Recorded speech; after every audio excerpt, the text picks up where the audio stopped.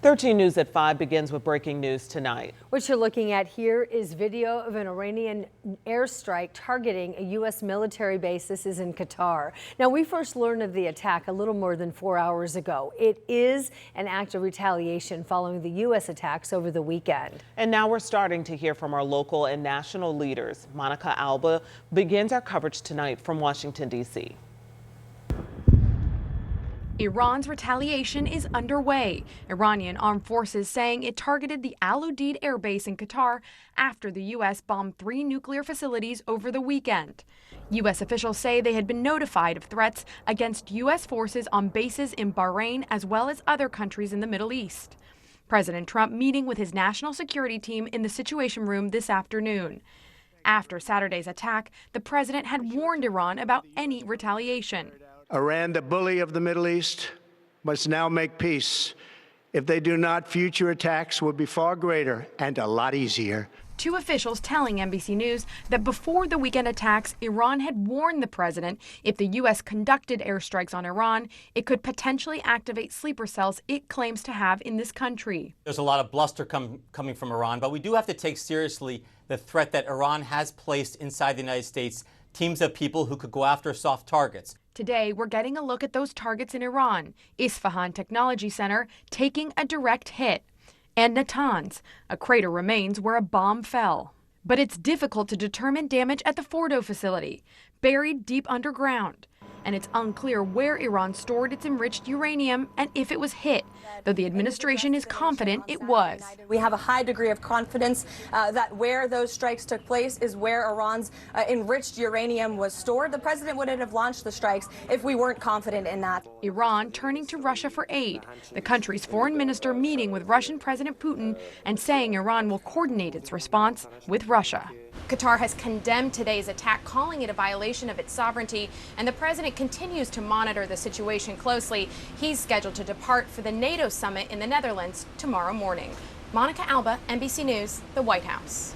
An Indiana lawmaker now reacting to the strikes today on that U.S. military base in Qatar. Democratic Congressman Andre Carson told 13 News that he was headed into afternoon briefings about today's strikes.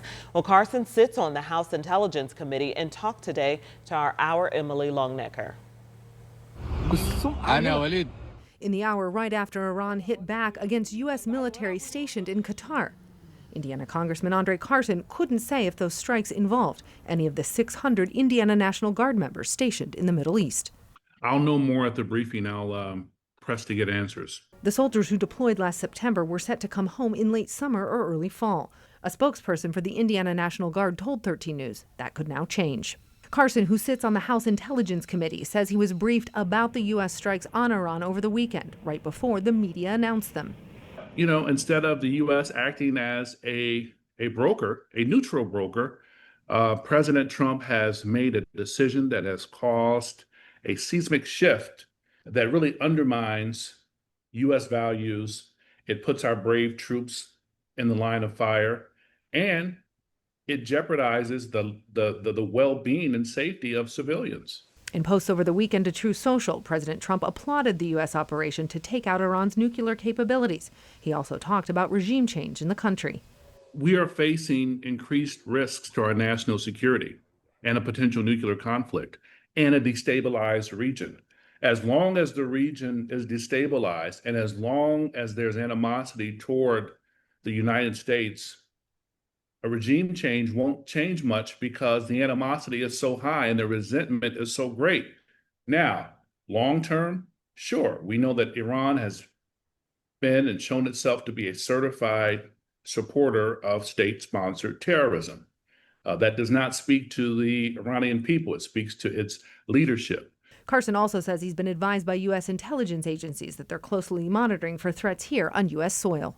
I'm concerned about it. I'm concerned about state operators, sleeper cells, particularly lone wolves who self-radicalize and convince themselves that doing something to U.S. monuments, elected officials, everyday citizens will produce some kind of gain.